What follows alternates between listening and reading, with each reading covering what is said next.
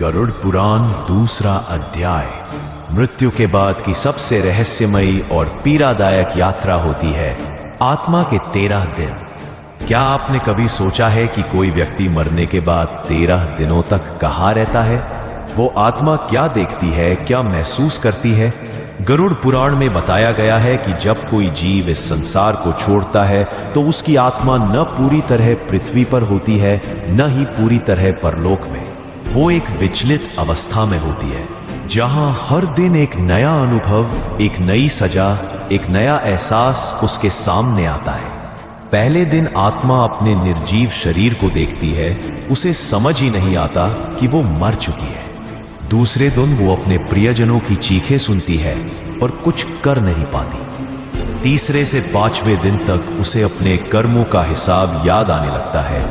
वो हर उस पल को दोबारा जीती है जहां उसने किसी का दिल दुखाया था।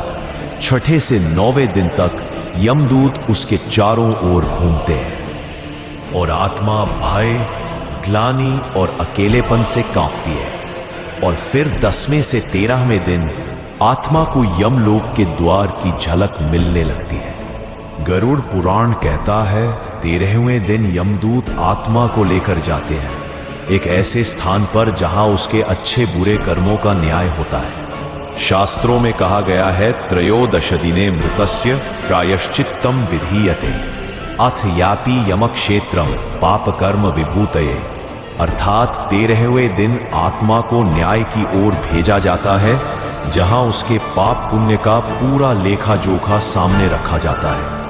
यही कारण है कि हमारे पूर्वज इन 13 दिनों को विशेष मानते हैं, क्योंकि यही वो समय होता है जब हम अपने प्रिय की आत्मा को शांति, श्रद्धा और प्रायश्चित से विदा करते हैं। यह सिर्फ परंपरा नहीं, एक दिव्य जिम्मेदारी है। और अब इस यात्रा का अगला चरण है यमलोक का पहला द्वार, जहां आत्मा अपना पहला निर्णय सुनती है। क्या उसे नरक भेजा जाएगा या मिलेगा दूसरा अवसर? जानने के लिए जुड़े रहिए अगले अध्याय में। और अगर आपने इस रहस्यमयी यात्रा को अब तक महसूस किया है तो इस ज्ञान को जरूर आगे बढ़ाएं।